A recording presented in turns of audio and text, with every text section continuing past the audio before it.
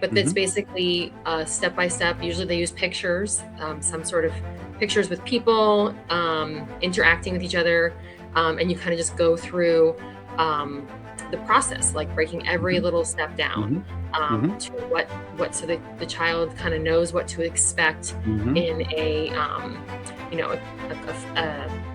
stepwise fashion. Because I think sometimes our kids just don't put all those steps together in their head. So, and especially if they don't understand a step or a step is missing that they think should be there, that's when they get anxious, they get upset, things can kind of go haywire. So just having that story for them, that's a stepwise fashion of what to expect in every situation. We did it for this situation. I've done it for travel before, on a cruise ship, especially cruises.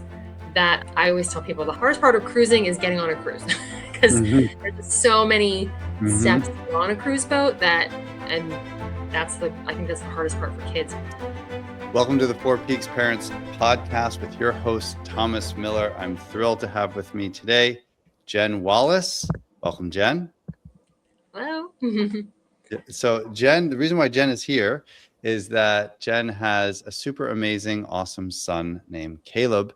And I discovered her Instagram page that is called Caleb's Courageous Adventures, Travels. Caleb's Courageous Travels. I got that right? Yes, perfect. Yes, please, if you haven't already followed them and their amazing adventures, please go do so. But the reason we're having Jen on today is to just talk about why she's choosing to be this like amazing, awesome warrior mom with supporting Caleb, pushing past comfort zones. Caleb is neurodivergent, helping him to exhaust self-limiting beliefs and expand his world, in essence, correct? Yes, absolutely. Yeah, I love it. Jen, to me, you embody like an abundance mindset as a mom versus a scarcity mindset. And we'll obviously dive into this conversation, all of the rationales and reasons for that. And it seems to me that you're playing big games, not small games, which I love. And when I work with families, I'm always selling the dream, if you will, and the ROI of our work together, because irrespective of neurodivergence challenges or executive functioning or mental health or addiction, I'm on this earth to help families ostensibly go good to great and grow their family story and create family wellness. And you're doing the same thing with your son. So awesome. So awesome. I think a cool little place to start, we could maybe start here and go backwards and jump around, but we were just talking offline. Caleb recently walked your sister down the aisle. Do I have that right? He did. Yes, he did. Yeah. Tell us about that and the lead up to that and the process, because that was such a huge Herculean, accomplishment. Yes, it was. So our father passed about 10 years ago. So, she got engaged, and of course, the big task of who's going to walk her down the aisle came up. And of course we had amazing relatives, other male relatives who offered. But she was, she just really wanted Caleb to do it. She really believed in him, which it is also a tribute to not only me and believing in him, but a big part of our family is like, all of us are in this together to help him be the best he can be too. So, and of course I was like, are you sure? This is the biggest day of your life. But she's like, let's do it. We can do it. I believe in him. And, so we got there a few days ahead of time. She lives in Kansas City. We went to the place that she was getting married. They were very good about letting us in. We told them we have to come every day. We need to practice. He needs to be in this space, to kind of get comfortable. And they were very, listen to our needs, which was great. And that's also another thing I always think a lot of parents worry about, asking, put the, ask and you shall receive, so just put the question out there. Cause she was even thinking too, she's like, maybe they won't let us in because we'll have to pay or something, but the facility was great. They let us go in there every day before, and we just practiced. We did, social stories beforehand about talking about what to expect. There could be noises. There will be a lot of people here, things like that. So it was several days of prep before that. And then the day came, and he was in a good place. We made sure all of his, needs were met in a sense of going to the bathroom, having some snacks, making sure he was in a good place, calming. And yeah, when it was showtime, we had a support person there with him to help him be in the right place and stand with him till she came down. And yeah, the rest is history online. He did an amazing job, was very calm, and yeah, there was no hiccups. So it was really So a beautiful cool. moment for us. Yeah. So cool. Oh my God, there's so much there. And I know what social stories are. I know, what some of those things are, but I think it would be helpful to explain some of that a little further. And I'm kind of laughing in my head when you talked about snacks and things like that. Like, I feel like I need that. Oh, I feel like my wife does that for me because right. from AA, there's a great expression, hungry, angry, lonely, tired, right? No one ever functions when they're hangry. So I think we all need some snacks. I think that's like a good note to sell for the future. Yes, So, exactly. so chunk down some of those skills because I heard so many skills. Rehearsal. I heard social stories. I heard obviously advocating for needs. I heard the snacks, right? So Yes. tell folks a little bit more about what that means to do social stories because there are folks listening who may just be getting a diagnosis for their kid of autism or neurodivergence or executive functioning. And how does that help, a child, right? Whatever age, Caleb's 22, I think. 21. Yeah. 21, right? So whether Yep. they're 4 or they're 21, social stories are incredibly effective. They are. They are. We started doing them when he was very young with his ABA therapist. So for anybody out there who is new to, you know, a new diagnosis or, just delving into the therapy world, I would start there with ABA. If you haven't quite gotten to ABA, OT as well. I think those are the two people that sometimes speech as well. But social stories are basically, a almost like a story that the therapist puts together. And you can put them together too, but I think, Mhm, in the beginning, mhm, I wouldn't have known what to do or how to mhm, put that story together until you have to, going through the process now, I could put mhm, one together for him, but mhm, there's just steps that we take for granted where our kids just, those are the missing pieces for them that the mhm, therapist can put together and kind of get them more of a global answer to what they need. So, but that's mhm, basically step by step. Usually they use pictures, some sort of pictures with people interacting with each other, and you kind of just go through um, the process, like breaking every mhm, little step down mhm, to what, so that the child kind of knows what to expect mhm, in a stepwise fashion. Because I mhm, think sometimes mhm. our kids just don't put all those steps together Sure. in their head. So, and especially if they don't understand a step or a step is missing that they think should be there, that's when they get anxious, they get upset, things can kind of go haywire. So, Mhm, just having that story for them that's a stepwise fashion of what to expect in every situation. We did it for this situation. I've done it for travel before, on a mhm, cruise ship, especially mhm, cruises.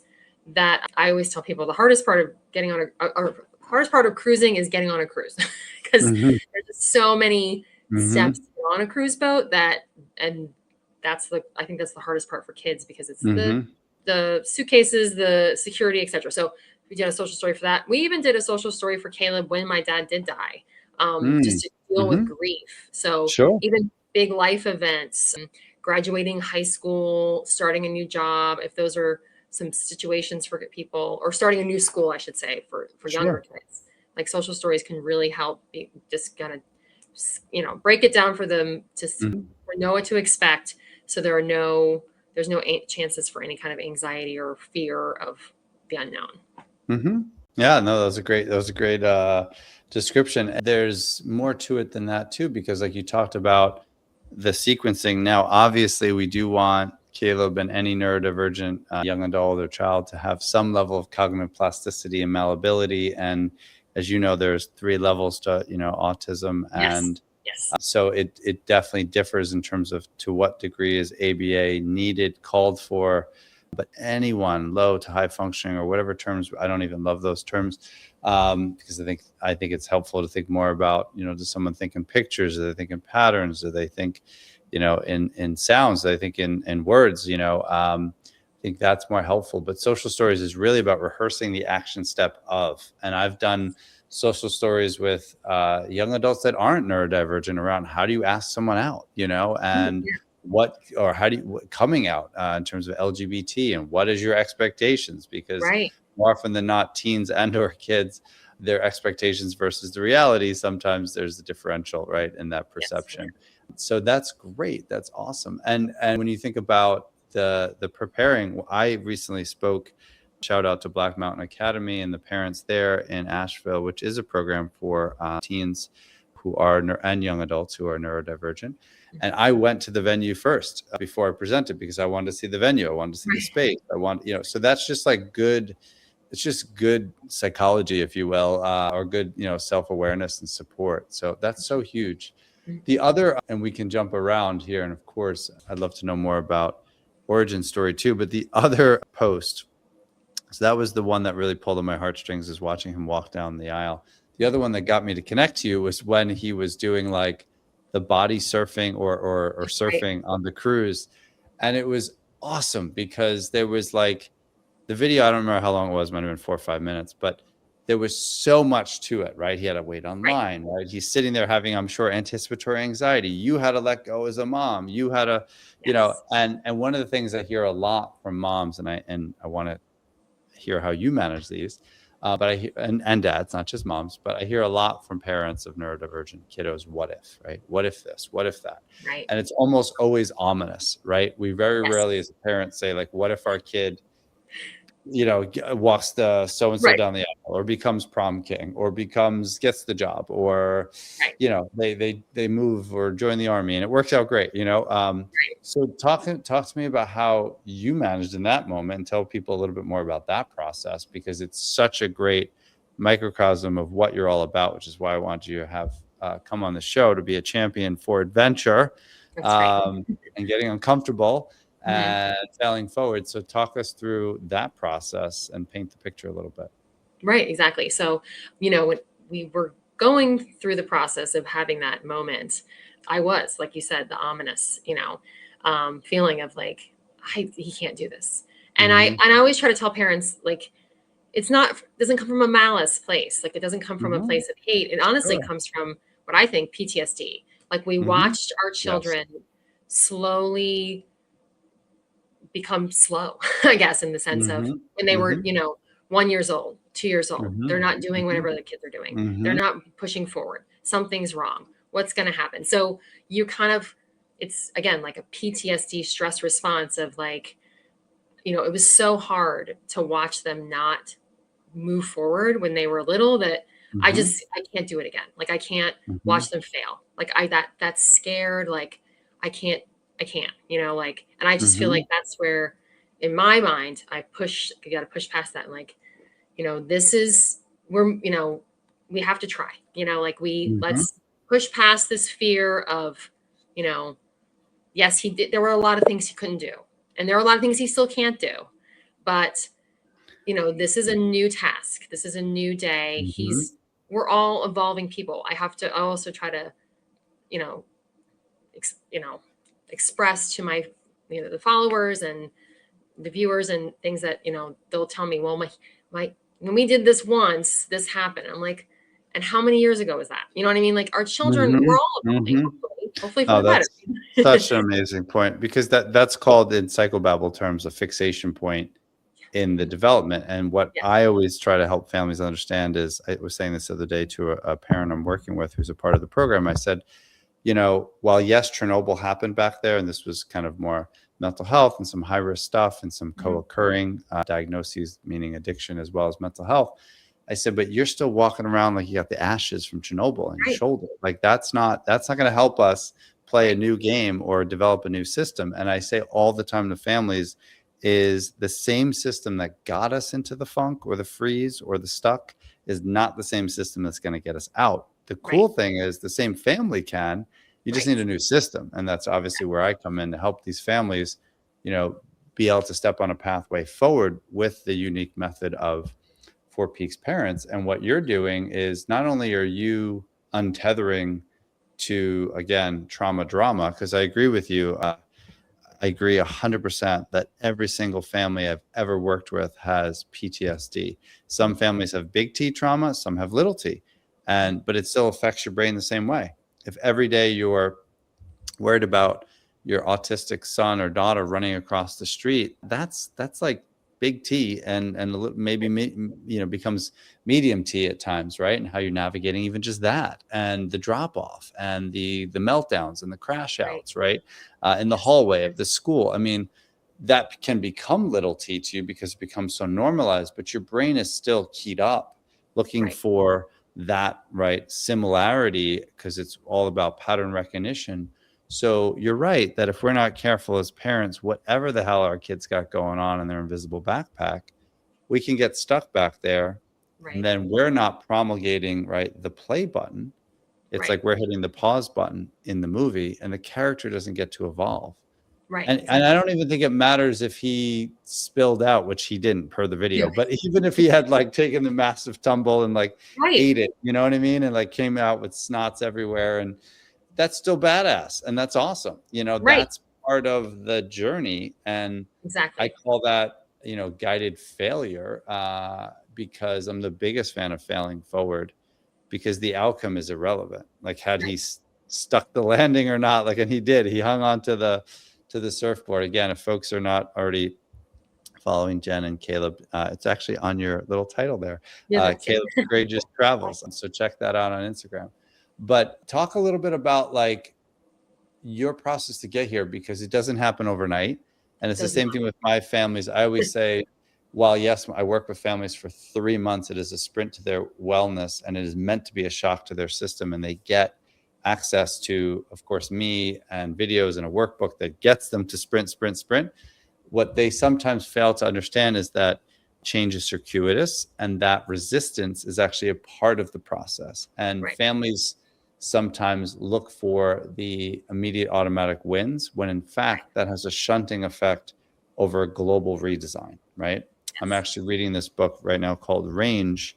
It's a really fascinating book, and it talks about how educational systems have a proclivity at times to provide an easy pathway on the front end, which actually hurts a student's development in the long run. Right. And the funny thing they did a study is that the students actually rated the teachers that provided them with an easier process initially as better teachers, when in fact they were actually less prepared, say, second, third, fourth year of their undergrad.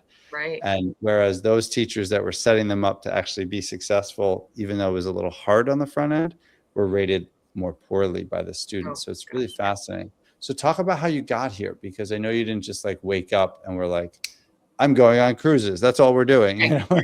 Yes. Talk about how you arrived at this cool approach. Gotcha. We, I had my Caleb when I was in grad school, Mm-hmm.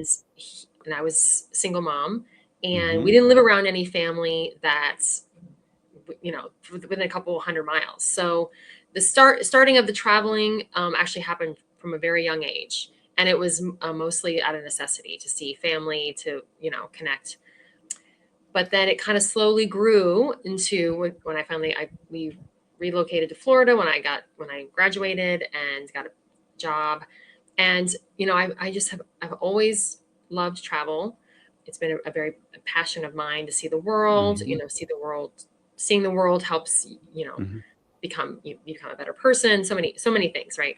And I just always wanted to give that to Caleb. Now, when we moved to Florida, like about 6 months after we moved to Florida, he was diagnosed with autism, and so initially it was a little bit of a bumpy road, but Mm-hmm. so we just went really slow with travel, and just tiny things. Like, we did go on a cruise from Tampa, so where we live, which meant, like, taking one step out of the travel equation. I have to fly anywhere. We could just get on the boat, like things like Yep. that. And Yep. even then we would travel to see friends. So there was one step, the flight was the difficult thing to get through, but then we were Mm-hmm. with people that we knew and loved. So just starting very small, very, very baby steps with all of it. And then it kind of just grew into, he, he does really well on planes. So I am very grateful for that. Mm-hmm. But the process to get on the plane is a lot. And that still was, a trial and Mm-hmm. error. There were, Mm-hmm. failures along the way, Of like you said, course. failing forward, because Yep. every time we failed, we learned something, and then we knew what to Mm-hmm. do and how to change that for the next time. So it was just a very, micro failures just like constant along the way, never giving up, just continuing to kind of push boundaries and saying, well, can we do this? Let's try an overnight. And our first overnight flight or flight to Europe was we went from JFK to Dublin. So that was like, okay, Wow. just, a very like 5 or 6 hours, not, Hmm. which is a Hmm. long flight, but still, like I wasn't like, Yeah. because You he's didn't, been you didn't. to, yeah, since then he's been to Argentina, we've been all Wow. Oh my God. I'm so jealous. I know. So I don't Yeah. know. Maybe don't know this, but I'm like the biggest soccer fan in the world. Oh, So very nice. I'm like right now in heaven because of the World Cup. Oh my God. I'm dying to go to Argentina. Oh my God. Yes, Was it's that beautiful. amazing? It was amazing. It was Yeah. beautiful. Caleb loves water, and so we spent some days in Buenos Aires, and then we went to Hmm. Iguazu Falls. So that was just a very nice waterfall. It's like compared to Niagara Falls of Oh, cool. Cool. South America. So, but yeah, so just tiny babies. I call them tiny baby steps. I know some people Yeah. might even getting on a flight might be hard, but again, like just slowly building to what we are now. So. Well, I think people hearing this would, especially if they're in the muck and the mire, let's call it, right? The shit, Mhm.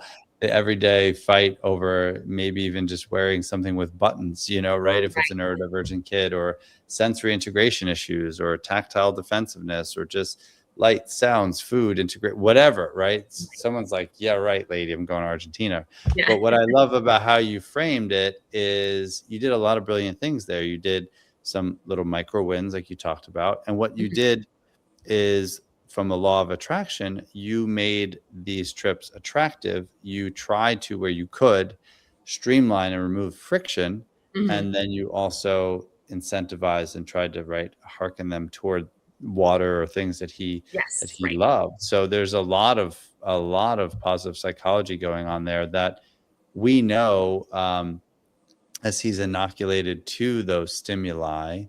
that's only going to set him up to have greater emotional bandwidth, greater social emotional reciprocity. So again, like, I am a licensed therapist and I'm not against therapy in any way, shape, or Mhm. form. However, I find that the idea of the clinical hour more and more is kind of BS. The clinical hour is helping a family develop processes outside that clinical hour and Right. lean into exposures and lean into very concrete, goal directed, solution oriented things. Great therapist. But this idea of the hour or the therapist is important, but it's not as important as the 23 hours outside of Right. that Right. clinic, right? And so Yes. I've always been a coach, even when I was a therapist, with clients, children directly, or families. And you're clearly doing that. You're his life coach slash Mhm. growth coach slash mother, right? And so there's so much. Oh my God, there's so much there, from a logistics standpoint, from a bells and whistles standpoint, from everything. And he is so much more robust and more normalized, right, around Right. these things Yes, for than sure. a family that would have otherwise never taken on these challenges. And I always say to families, you're going to have to do hard. It's really just, which hard do you want to do? Exactly. And I think we have to choose our hard. And there are certain hills I know I will die on as a Mhm. parent, because it's worth it, the ROI of that.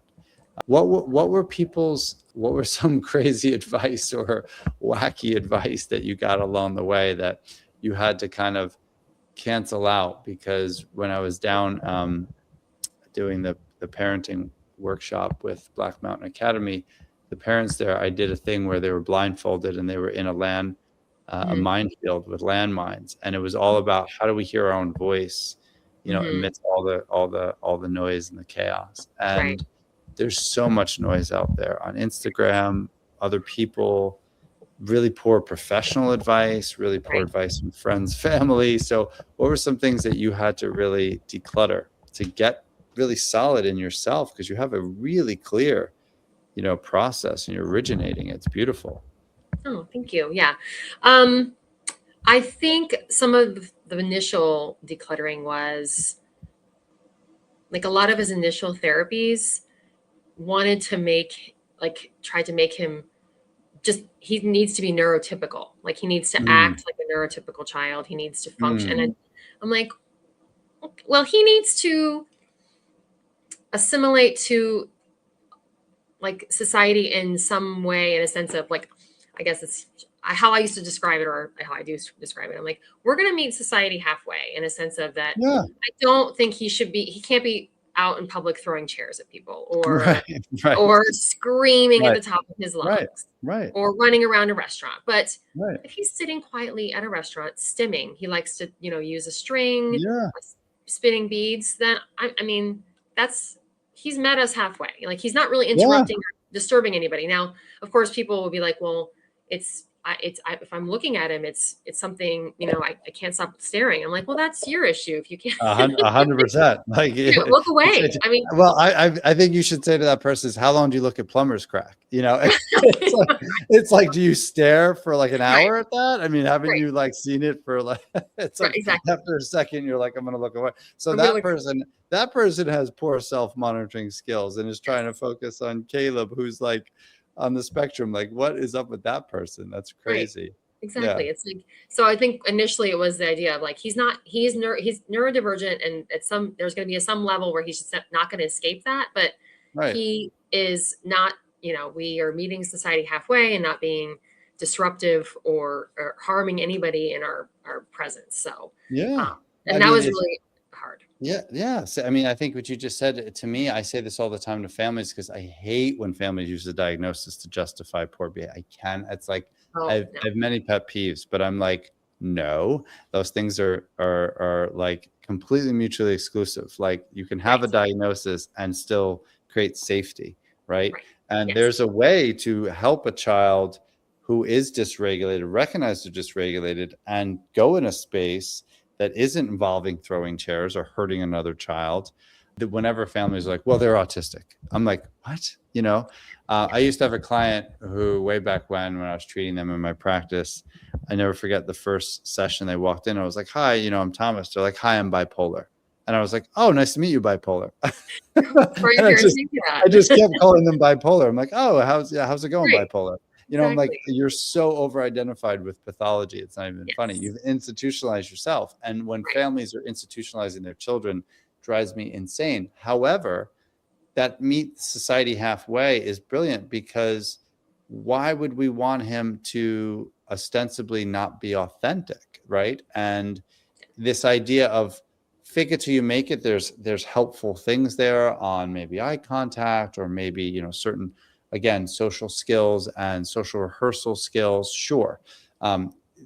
Anyone in early recovery is faking it till they make it. If you come out of a 30-day program and you were an addict for 12 years, you are faking it till you make it on that 31st day when you're now leaving a controlled environment. There's nothing wrong with fake it till you make it. But fake it till you make it does not mean become a robot, and does not mean do something in such a rote way that you're not honoring, right, his uniqueness. So I think I love that, meet society halfway. Because the other thing about having, I got to hear Temple Grandin, she's awesome. And she is saying that society is not even meeting folks, neurodivergent folks halfway. I mean, I just finished another book, oh my God, of Boys and Men. They talk about how there should be easily, this is pre-AI, 3,000 tech schools in the US. There's only 1,000.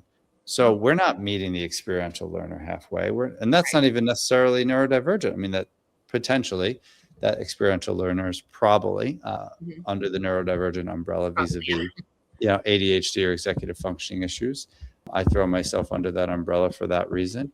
So that's so cool. That's so cool that you were able to do that. What would you say, how do you find and it's probably not a perfect answer, but how do you find the just right balance of your push and lead versus his kind of willingness, capacity? Because as a parent, I say all the time in the families, leaders create more leaders, whereas non-leaders create more followers. So, but there's a perfect dance there, right? And it's not always clear. How did you find that in terms of what is proportional versus what is disproportional on the ask side? In the sense of like asking for a stretch, for a growth, because you said from the jump, you didn't start with Argentina. Right. Exactly. Right. Yeah, but what are Um, some like day-to-day, even just today, day-to-day things in terms of how you two navigate around, you know, to what degree, right? Does he have voice and choice? To what degree are you pushing him? And how do you figure that out? oh, right. Exactly. That is a good question.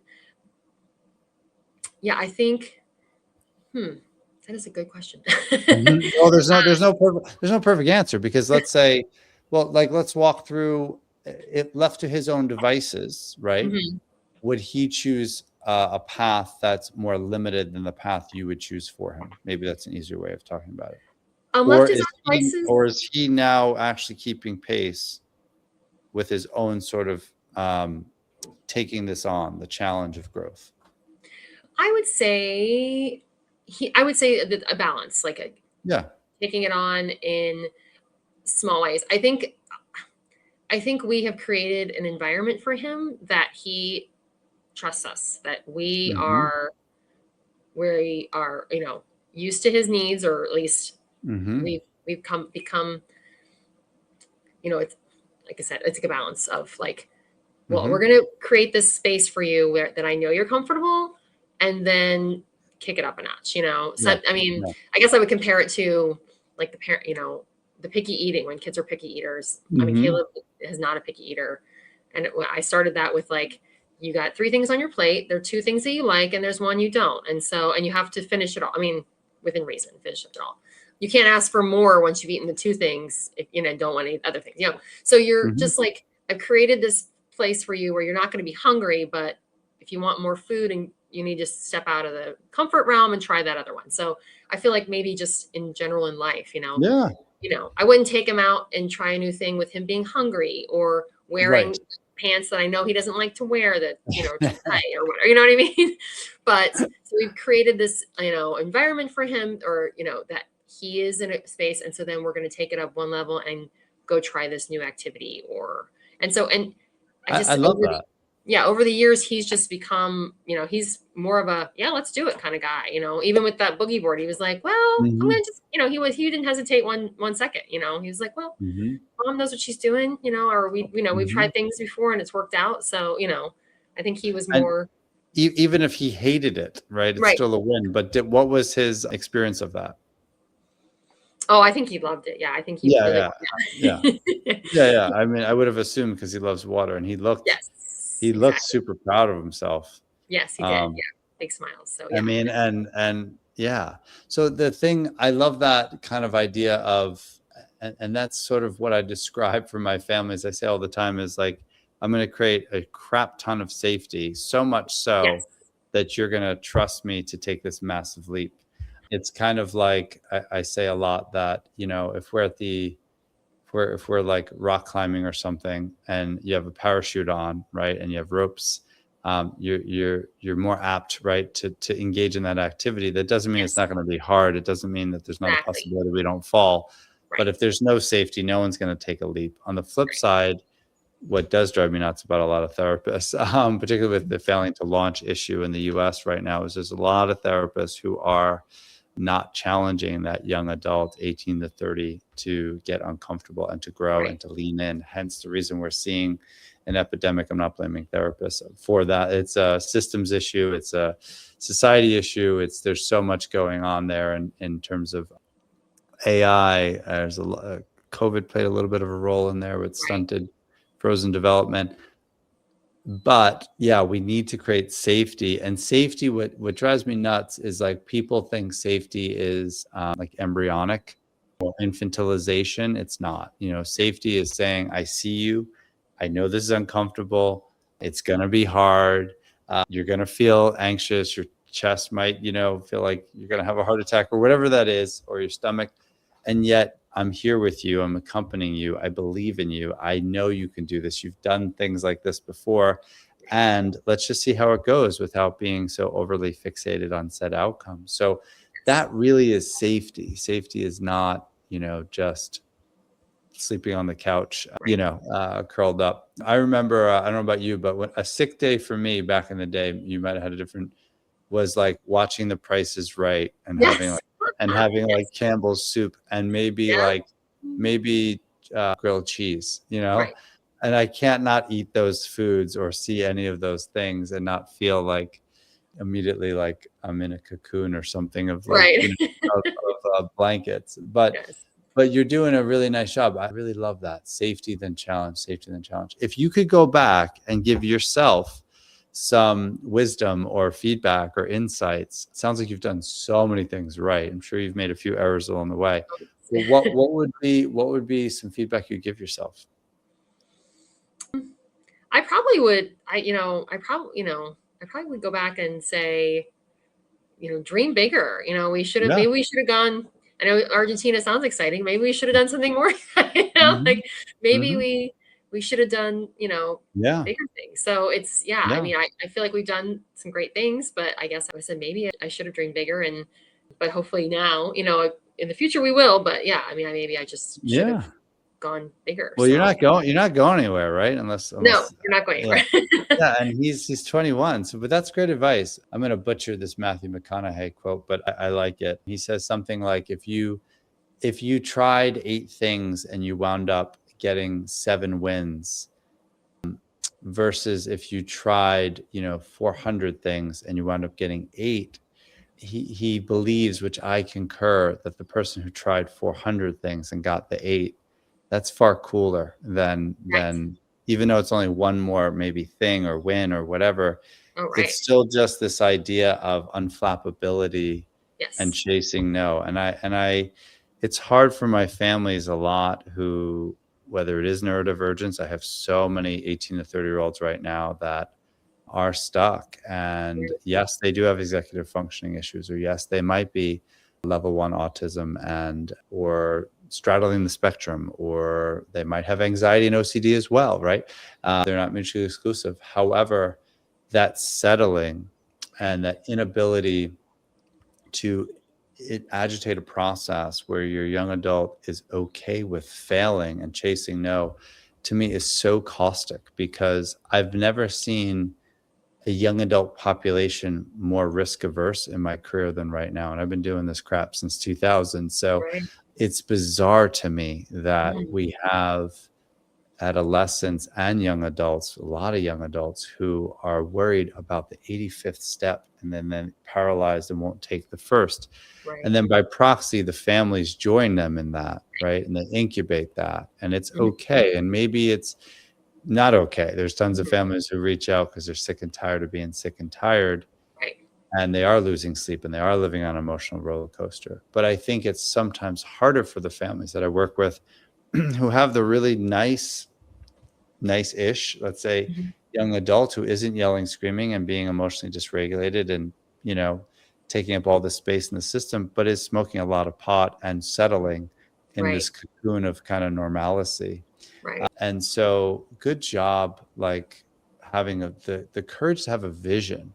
You know, No. that is the thing I hear that's so clear in your story is you had a vision, you had clarity. And I think for a lot of families, they are so reliant on the macro or the external that they struggle to trust their innate voice.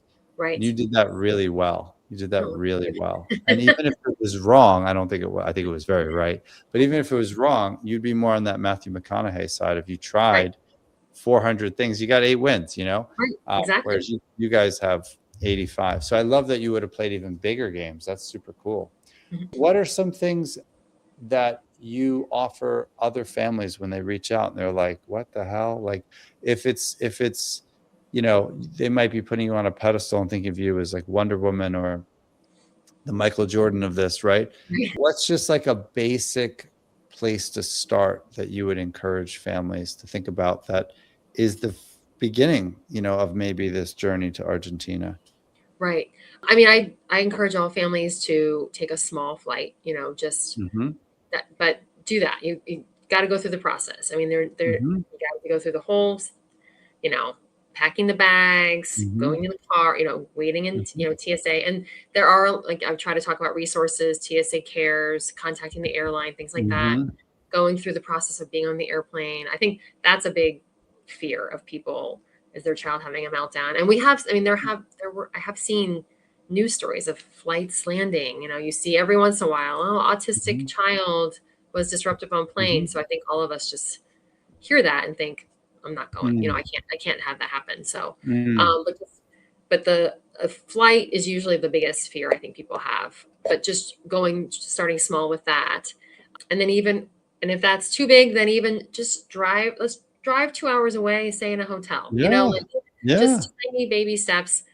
And again, even if it's a huge failure, what failed? What can we change about, what the system was? I did have a family contact me about that their child does not like to stay in hotels. So I was just trying to troubleshoot, like, social stories. Can you bring Mhm. things from home that are comforting, Mhm. things like that. Mhm. So when people reach out to me, I just try to walk them through the baby steps of things that I know we've Mhm. tried, I've known people have Yeah. tried, in order to just kind of get over that hump of what, the problem is. And then hopefully you can push farther and, you Mhm. know, and, and be successful. And Yeah, and I think what families struggle with too, and this is, where I come in, you need kind of a coach because my brain's going off to say everything you just said around what I would call reassurance or accommodation is actually yeah. appropriate and healthy for a child who's autistic. It would be not appropriate and healthy for a child with OCD Right.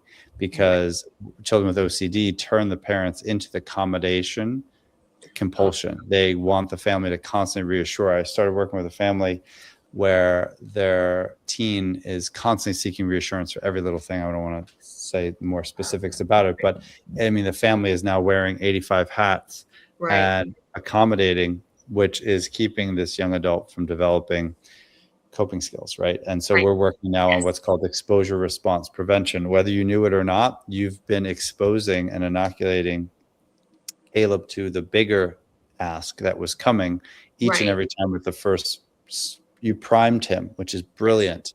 Mhm. And so as we desensitize ourselves against this discomfort, Right. it sets us up right to have greater bandwidth. And even things that people sometimes forget, like the sheets are going to feel different at the hotel, the sounds, the ice machine, the whole thing. And so, like, what you're trying to do there with that family, and the social stories are brilliant and absolutely make that child as comfortable as humanly possible. If it's again OCD or it's anxiety, I'm the biggest fan of teaching families how to teach their teen or young adult mindfulness-based skills to help them stay calm and regulated. Mhm. Because for so many people that have phobias around flying or phobias around being away from home, the what if proposition shows up, right? What if I Right. can't get in touch with my provider or my kid's provider? What if this? What if that? So everybody, right, has challenges around transitions. I think we all forget that. There's Right. always ambivalence between where we are here and where Yes. we're going to go. Right. And so there's a lot of anticipatory anxiety. So there are basic things that anyone can do, from square breathing, or it's called square or box breathing, to progressive muscle relaxation, to throwing Mhm. cold water on our face, to just visualization, the social stories. Those things are really helpful for any child. Right. Now, again, where I would help a family is to find that fine line of, we don't want to, again, over accommodate if it's Right. OCD or anxiety to the point that we're right doing all the work. But with that family, you were like spot on. Like, there's a way to make that comfortable. There's Yes. a way to incentivize that. There's a way to gamify that. Get some ice cream, break it up.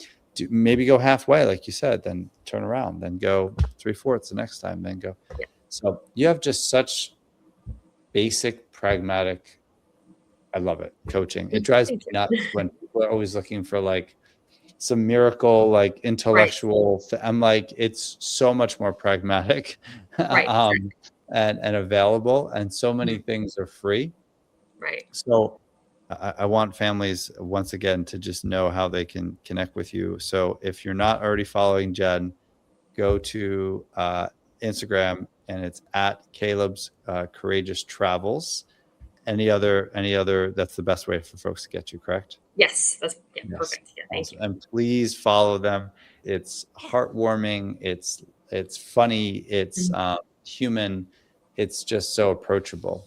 And I always do this at the end. So any family, please, if you have a teen, a young adult who is struggling to launch and you're not sure whether it's mental health, whether it's addiction, whether it's neurodivergence, or you know everything under the sun, you have every testing under the sun, but despite all your best efforts, they are still not moving forward, and they are taking up a lot of space, and you are overwhelmed and uncertain as to what to do next, please go to the Four Peaks Parents website. You can find every single episode ever of the podcast. You can sign up for the free newsletter.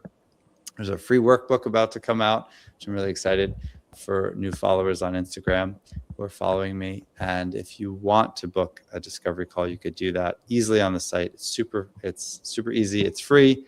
You get to meet me. We'll talk it through. I don't work with everyone. I work with a handful of families each and every month because I want it to be the right fit. I want to make sure we're leaving from the same station.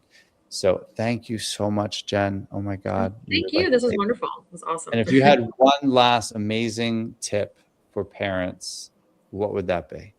Well, it's funny. I was going to say, speaking about the Temple Grandin, her mother wrote a book called A Thorn in My Pocket. In the prelude of the book, she talks about what she tells parents. And at the very end, she talks about a talisman, like people wanting a talisman, a magic something that they think she conjured up into coaxing Temple into joining life. And what she tells parents, she's like, there was no talisman. I just did the best I could. And that's the point. That's the talisman. And never giving up hope.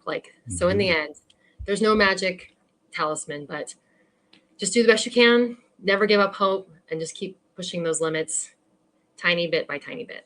I love that. And you are having a person like you on the show just gives me even more oomph and energy and passion to do what I do. And you're championing the cause. And when I meet families, of course, who are Four Peaks parents, they're my biggest heroes. And when I was down in Asheville talking to a group of families with neurodivergent kids, the commonalities there, the shared experience, the sense of solidarity, camaraderie. So if you are a parent struggling right now, please know you're also not alone. And there's so many other parents out there, and there's strength in numbers. So thank you so much, Jen. You were amazing. Wonderful. Thank you. Thank you, everybody. And I'll see you in the next episode. Take care. Be well.